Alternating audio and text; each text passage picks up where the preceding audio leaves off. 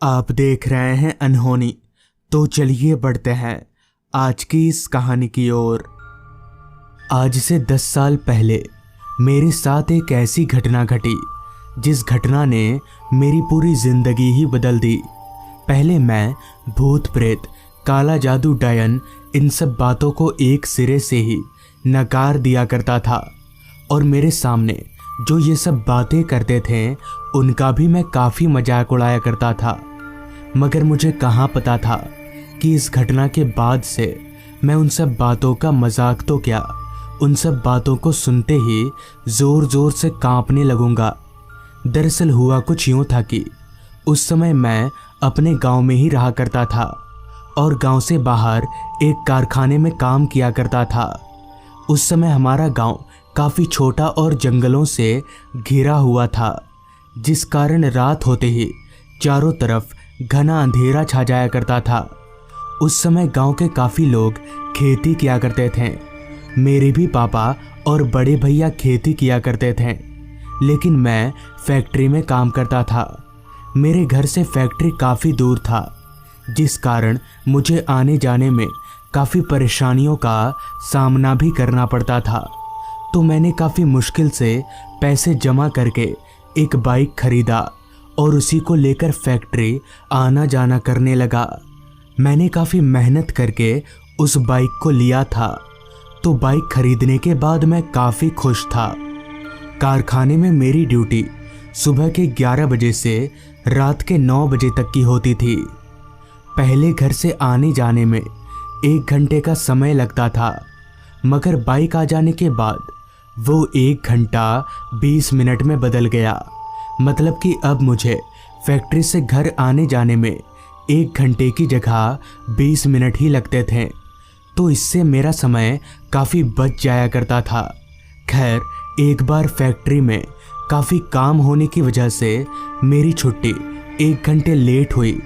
Factory से बाहर निकलते ही मैंने जब अपनी घड़ी में वक्त देखा तो वक्त हो रहा था रात के 10 बजे का, जिस कारण बाहर का माहौल एक वीरान सा हो गया था। खैर, मैं वहाँ खड़े खड़े और समय जाया ना करके अपनी बाइक पर बैठा और घर की तरफ आगे बढ़ने लगा। रास्ता पूरी तरह से अंधेरे में डूब चुका था, वो भी इतना घना अंधेरा कि मेरी बाइक की हेडलाइट उस अंधेरे के आगे काफ़ी कम पड़ रही थी। ऊपर से काफ़ी ठंड का मौसम होने के कारण चारों तरफ घना कोहरा छाया हुआ था, जिस कारण मुझे जितना भी दिख रहा था वो धुंधला धुंधला। साथ ही साथ सन्नाटे ने तो पूरे माहौल में इस कदर अपना डेरा जमाया हुआ था कि बीच बीच में आ रही झींगुरों की आवाज़ें उस माहौल को और भी ज़्यादा वीरान बना रही थी। मेरे फैक्ट्री से घर जाते वक्त एक छोटा सा जंगल पड़ता है। उस जंगल वाले रास्ते पर लोग रात तो दूर दिन के वक्त भी आने से कतराते हैं। उनका मानना है कि उस रास्ते पर आत्माओं का बसेरा है, मगर मैं इन सब बातों को नहीं मानता हूँ। खैर, कुछ देर बाइक चलाने के बाद मैं उसी जंगली रास्ते पर पहुँचा। तो वो जंगली रास्ता पहले वाले रास्ते से भी ज़्यादा सुनसान था। दूर दूर तक मेरे अलावा मुझे इंसान तो दूर जानवर तलक भी दिखाई नहीं पड़ रहा था। खैर, मैंने इसका फ़ायदा उठाकर अपनी बाइक की रफ्तार और बढ़ा दी।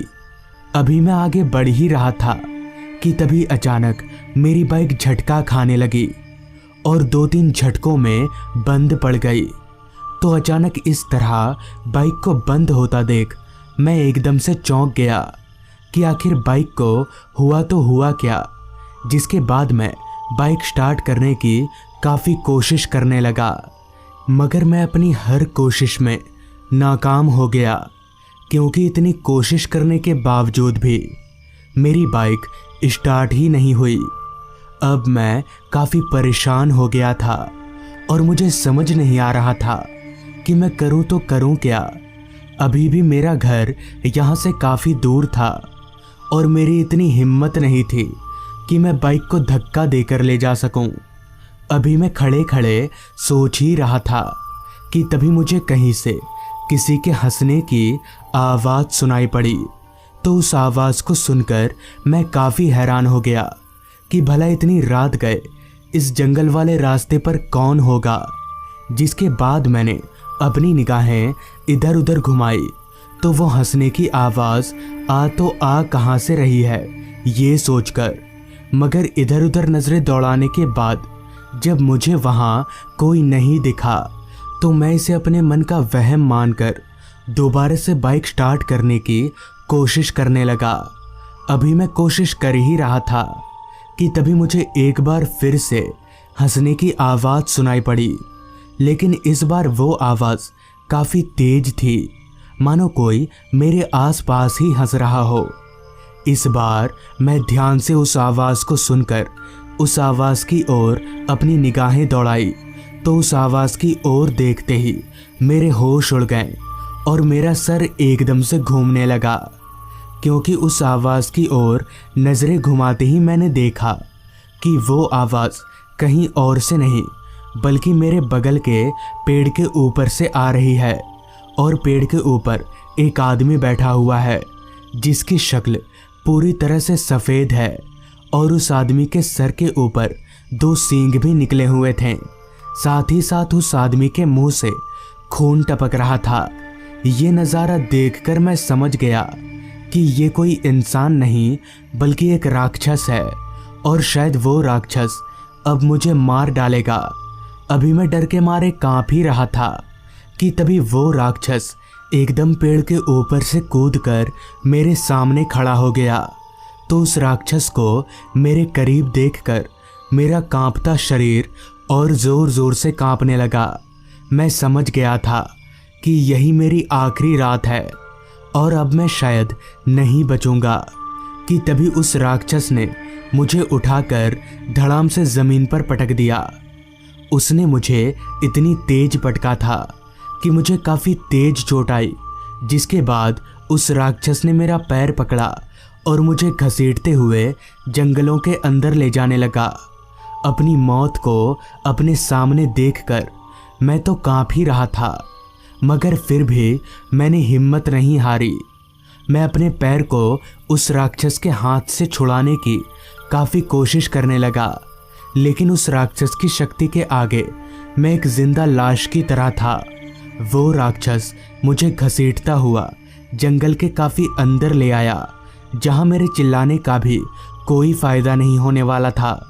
अभी वो राक्षस मुझे मारने ही वाला था कि तभी मुझे एक हल्की रोशनी थोड़ी दूरी से मेरी तरफ आती दिखी और देखते ही देखते वो रोशनी मेरे करीब आई तो मैंने देखा कि एक आदमी हाथ में लालटेन लेकर मेरी तरफ आ रहा है। तो उस आदमी के आते ही वो राक्षस मुझे वहीं छोड़कर जंगलों के अंदर भाग गया, जिसके बाद उस आदमी ने मुझे सहारा देकर उठाया। फिर मैंने अपनी पूरी आपबीती उस आदमी को बताई तो वो आदमी मेरे साथ चलकर मेरी बाइक के पास आया और मेरी बाइक को स्टार्ट करने की कोशिश करने लगा। तो उस आदमी के एक बार कोशिश करने पर ही मेरी बाइक स्टार्ट हो गई। तो इसके बाद मैं काफ़ी हैरान हुआ कि आखिर इतनी देर से बंद पड़ी मेरी बाइक इस आदमी के एक बार कोशिश करने पर ही कैसे स्टार्ट हो गई, और आखिर ये आदमी है कौन जिसे देखकर वो राक्षस एकदम से भाग गया। अभी मैं ये सवाल उस आदमी से पूछने जा ही रहा था कि तभी मेरी नज़र उस आदमी के पैरों पर गई। तो उस आदमी के पैरों को देखकर एक बार फिर से मेरा पूरा शरीर कांपने लगा, क्योंकि उस आदमी के पैर उल्टे थे, यानी कि वो आदमी भी एक भूत था। जिसके बाद मैं फटाफट से बाइक पर बैठा और बाइक भगाता हुआ अपने घर पहुंच गया। तो दोस्तों, ये थी आज की कहानी। अगर आपको ये कहानी अच्छी लगी हो तो चैनल को ज़रूर सब्सक्राइब कर लें। तो मैं आपका दोस्त आर्यन जल्द ही मिलूंगा आपसे ऐसी ही एक कहानी के साथ। प्लेटफॉर्म पर बैठे बैठे बस मुझे अपने पापा की ही चिंता हो रही थी, जिस कारण मेरा इधर उधर कहीं पर भी मन नहीं लग रहा था। दरअसल आज दोपहर को जब मैं ऑफिस में था तो मेरे फ़ोन की रिंग बजी। मैंने जब फ़ोन देखा तो उस पर गांव से कॉल आ रहा था, तो मैंने तुरंत फ़ोन रिसीव किया तो सामने से मेरे छोटे भाई ने कहा, भैया आप जल्दी से घर आ जाइए, पापा की तबीयत कुछ ठीक नहीं है। भाई की ये बात सुनकर मैंने तुरंत ही अपने बॉस से बात की, तो काफ़ी दिनों से छुट्टी ना लेने के कारण बॉस ने भी मुझे जाने को कहा। तो उस समय मैंने जब अपनी घड़ी में वक्त देखा तो शाम के 4 बज रहे थे, जिस पर मैंने अपने मन ही मन में कहा, अगर मैं जल्दी जल्दी सारी तैयारी करूंगा तो 7 बजे वाली आखिरी ट्रेन मुझे मिल जाएगी। असल में मैं 2 सालों से यहाँ रेंट पर रहकर इस ऑफिस में काम करता हूँ और मेरा सारा परिवार गांव में रहता है। खैर, ऑफिस से निकलकर मैं जल्दी जल्दी अपने भाड़े वाले घर पर गया और गांव जाने की तैयारी करने लगा। सारी तैयारी करके ठीक 6 बजे मैं नज़दीकी स्टेशन जाने के लिए अपने घर से निकला और 6:30 बजे तक स्टेशन पहुंच गया और अभी प्लेटफॉर्म पर बैठकर अपनी ट्रेन का इंतज़ार कर रहा हूं। करीब आधा घंटा और इंतज़ार करने के बाद ट्रेन प्लेटफॉर्म पर आकर लग गई, तो मैं भी ट्रेन में चढ़कर बैठ गया। हालांकि मौसम ठंड का था, जिस कारण रात की ट्रेन काफ़ी खाली खाली सी थी। मेरे ट्रेन में बैठने के 10 मिनट बाद ही ट्रेन खुल गई। ट्रेन के खुलते ही ट्रेन ने काफ़ी रफ्तार पकड़ ली। मेरा गांव यहाँ से करीबन 4 घंटे का सफ़र था, तो मुझे वहाँ पहुँचते पहुँचते रात के 11 बज जाएंगे। खैर, किया भी क्या जा सकता है, मुझे तो रात वाली ट्रेन ही पकड़नी थी। और ठीक वैसा ही हुआ। रात के 11 बजे मैं अपने गांव के स्टेशन पर उतरा तो सारा स्टेशन अंधेरे में डूबा हुआ था। उस पूरे स्टेशन पर मुझे मेरे अलावा और कोई भी नहीं दिख रहा था। 2-3 बार इधर उधर नज़रें दौड़ाने के बाद मुझे स्टेशन पर एक हल्की टिमटिमाती लाइट जलती दिखी, तो उस रोशनी को देखकर मैं समझ गया कि ये स्टेशन मास्टर का कैबिन है। तो मैं चलकर स्टेशन मास्टर के कैबिन में गया। कैबिन के अंदर दाखिल होते ही स्टेशन मास्टर ने कहा, कहाँ जाना है भाई साहब आपको? जिस पर मैंने अपनी सारी परेशानी स्टेशन मास्टर को बताई। तो स्टेशन मास्टर ने कहा, भाई साहब इतनी रात गए भीमपुर गांव की तरफ जाना खतरे से खाली नहीं होगा, क्योंकि रात को उस रास्ते पर भूत प्रेत मंडराते रहते हैं। तो आप एक काम करिए, आज रात यहीं रुक जाइए, सुबह होते ही चले जाइएगा। मैं इन सब बातों को नहीं मानता था, जिस पर मैंने अपने मन ही मन में कहा, अगर घर सुबह ही जाना होता तो मैं सुबह वाली ट्रेन से नहीं चला आता। अपने मन में ये सोचते ही मैंने स्टेशन मास्टर से कहा, नहीं सर, मैं घर चला जाऊंगा। और इतना बोलकर मैं स्टेशन से बाहर निकला। तो बाहर निकलते ही अंधेरे ने मुझे चारों तरफ से घेर लिया। घना अंधेरा और चारों तरफ फैले सन्नाटे को देखकर मैं समझ गया कि 2 सालों में गांव जरा भी नहीं बदला। यहाँ से मेरा घर करीब आधे घंटे का सफ़र है, तो मुझे अभी काफ़ी पैदल चलना पड़ेगा, जिस कारण मैंने अपने चलने की रफ्तार बढ़ा दी। काफ़ी ठंड का मौसम होने के कारण पूरे रास्ते पर बस कोहरा ही कोहरा फैला हुआ था। मैं टॉर्च तो लाया नहीं था, जिस कारण चांद की हल्की रोशनी में मुझे जितना भी दिखाई दे रहा था वो सब कोहरे के कारण धुंधला धुंधला सा दिखाई पड़ रहा था। सन्नाटा पूरे माहौल में इस कदर छाया हुआ था कि मेरे पैदल चलने की आवाज़ भी मुझे साफ साफ सुनाई पड़ रही थी। बीच बीच में आ रही रात कीड़ों की आवाज़ उस पूरे माहौल को और भी ज़्यादा सुनसान बना रही थी। कुछ दूर चलने के बाद मैं एक कच्चे रास्ते पर पहुंचा, जिस रास्ते के दोनों ओर बस लंबे लंबे पेड़ ही थे, जिस कारण चांद की हल्की रोशनी भी उस रास्ते पर नहीं पहुंच पा रही थी। अभी मैं उस रास्ते पर आगे बढ़ ही रहा था कि तभी रास्ते के किनारे झाड़ियों से अचानक ही एक आदमी हाथ में लालटेन लेकर निकला और मेरे आगे आगे चलने लगा। उस आदमी को अचानक झाड़ियों से निकलता देख मैं काफ़ी हैरान हुआ कि आखिर वो आदमी वहाँ क्या कर रहा था। उस आदमी ने लालटेन को इस कदर पकड़ रखा था कि उस लालटेन की रोशनी मुझे भी मिल रही थी। तो मैं भी उस लालटेन की रोशनी के सहारे आगे बढ़ने लगा, मगर काफ़ी ठंड होने के कारण उस आदमी ने अपना पूरा शरीर एक चादर से ढक रखा था, जिस कारण मैं उस आदमी को नहीं बल्कि उसकी चादर को ही देख पा रहा था। कुछ कदम ऐसे ही चलने के बाद मुझे ऐसा लगने लगा कि ये आदमी मेरे कदमों के साथ ही साथ अपने कदम बढ़ा रहा है। तो इस बात का पता लगाने के लिए मैंने अचानक से अपने कदमों को रोक लिया। तो मेरे ऐसा करते ही वो आदमी भी एकदम से रुक गया। उस आदमी की इस हरकत को देखकर मैं काफ़ी हैरान हुआ, जिस पर मैंने उस आदमी से कहा, भाई साहब कौन है आप? लेकिन मेरे ये पूछने पर भी उस आदमी ने कोई जवाब नहीं दिया, बस जोर जोर से हंसने लगा। उसकी हंसी मुझे कुछ जानी पहचानी सी लग रही थी। कुछ देर गौर करने के बाद मुझे पता चल गया कि ये और कोई नहीं बल्कि मेरे गांव का दोस्त विपुल है। तो मैंने उस आदमी से कहा, अरे विपुल तू है क्या? मेरे इतना बोलते ही वो आदमी मेरी ओर पलटा और अपने लालटेन को अपने चेहरे के करीब ले गया। फिर जब मैंने उसका चेहरा देखा तो हाँ, वो विपुल ही था। मैं विपुल को देखकर काफ़ी खुश हुआ और उससे पूछा, विपुल तू इतनी रात गए यहाँ पर क्या कर रहा है? इस पर विपुल ने कहा, कुछ नहीं यार, बस ऐसे ही। जिसके बाद हम दोनों वापस से आगे बढ़ने लगे।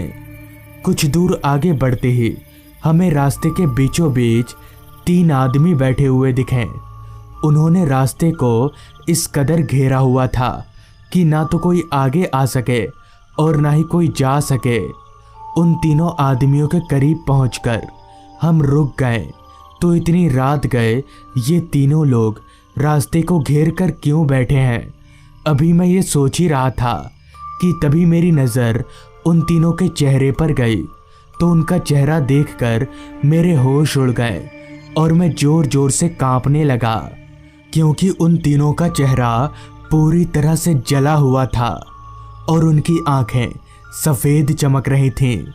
ये देखकर मैं समझ गया कि ये तीनों इंसान नहीं बल्कि भूत हैं। इससे पहले कि मैं विपुल से कुछ कह पाऊँ, उन तीनों भूतों ने हम पर हमला कर दिया। तो विपुल ने चिल्लाकर मुझसे कहा, आदित्य तू भाग, मैं इनको देखता हूँ। मैं वहाँ विपुल को अकेले छोड़कर भागना तो नहीं चाहता था, मगर विपुल के बार बार कहने पर मुझे भागना ही पड़ा। जिसके बाद मैं भागता हुआ अपने घर पहुँचा और घर वालों को पूरी बात बताई। इस पर घर वालों की बात सुनकर मेरा सर एकदम से घूमने लगा, क्योंकि मेरे छोटे भाई ने कहा, यह कैसे हो सकता है? मैंने तो आपको बताया ही नहीं कि विपुल भैया को मरे तो 2 दिन बीत चुके हैं। ये सुनकर मैं समझ गया कि वो विपुल नहीं बल्कि विपुल की आत्मा थी, जो आज मेरी जान बचाने के लिए आई थी। तो दोस्तों, ये थी आज की कहानी। अगर आपको ये कहानी अच्छी लगी हो तो चैनल को ज़रूर सब्सक्राइब कर लें। तो मैं आपका दोस्त आर्यन जल्द ही मिलूँगा आपसे ऐसी ही एक कहानी के साथ।